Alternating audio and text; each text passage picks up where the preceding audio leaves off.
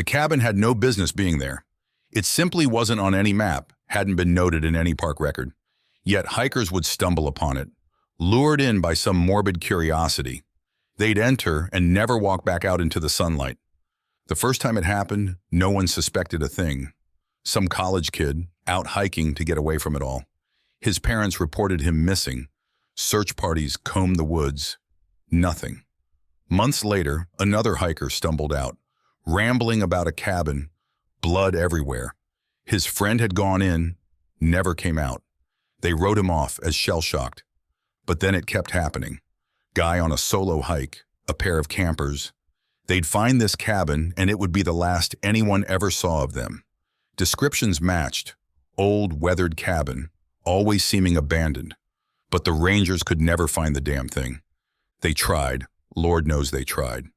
GPS coordinates, aerial photography. Nothing. It was as if the cabin simply wasn't there, until some hiker stumbled into its trap. Theories abounded.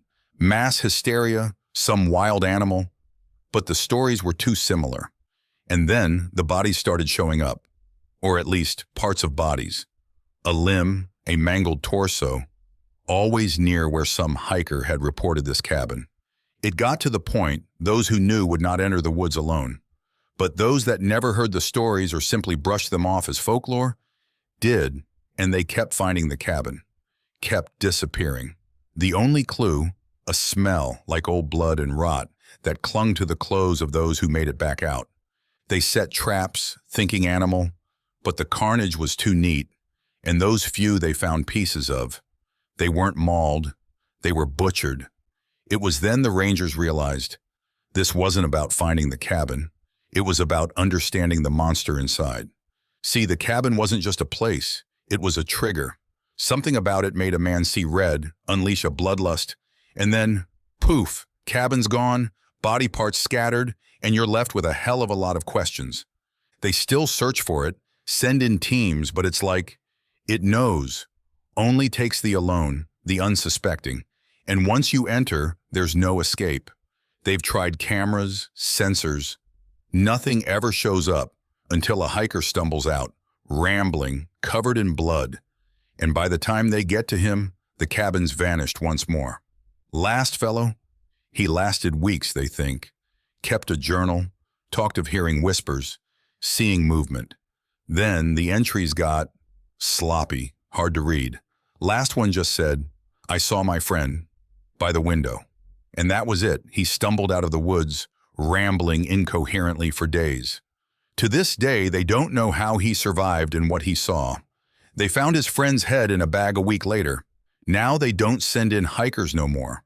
Just leave the woods be, hope no lost soul stumbles in. But you hear stories, campfire tales, of a cabin, empty, waiting for its next victim.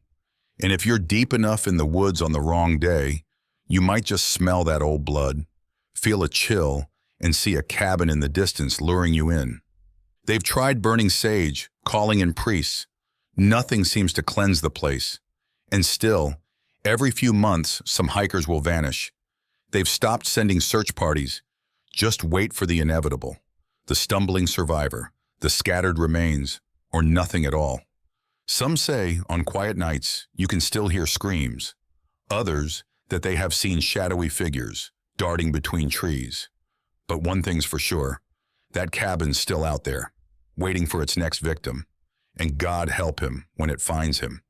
They've studied the survivors, run tests. Nothing seems out of the ordinary. No mind control, no hypnotic trance. Just something about that cabin unleashes hell. They've even tried replicating the conditions. Old cabin, isolated location. But nothing. It has to be that cabin, and only that cabin. Some rangers quit, couldn't take it no more. Others, they've grown old, still searching. But the smart ones, they just avoid those woods. 'Cause when you know the devil's out there, best just to stay away. They've stopped telling stories about those that disappeared. Too depressing. Just toast to another poor soul lost to the cabin. And every now and then you'll see some old ranger just sitting by the fire, staring at a picture of some young kid. Probably one of those poor hikers that were lost, whose body was never found. That ranger sitting there every night remembering and simply there just waiting. Thank you for listening. We hope you've enjoyed the story. Don't forget to like, subscribe, and hit that bell button, and we'll notify you when the next story comes out.